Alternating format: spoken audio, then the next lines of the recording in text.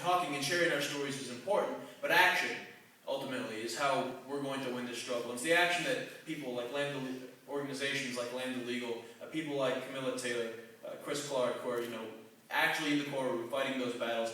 That's, how at the end of the day, 20, 30, 40 years from now, when we're all looking back at this, and it seems like some big misunderstanding. Because ultimately, that's what it's going to look like. People will be like, what was the big deal? And it wasn't always clear that I think that we were headed to this point. When Bon Foster, started standing up and sharing his story, it was anything but clear that, this is where we were headed.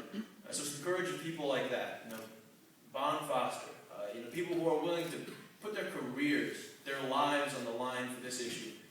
Those are the people that, I have to thank for being able to be here and share my story in a place where ultimately I'm not putting myself in a lot of risk, sharing my story. It's not the reality. But back in the day, those are the people who we have to thank.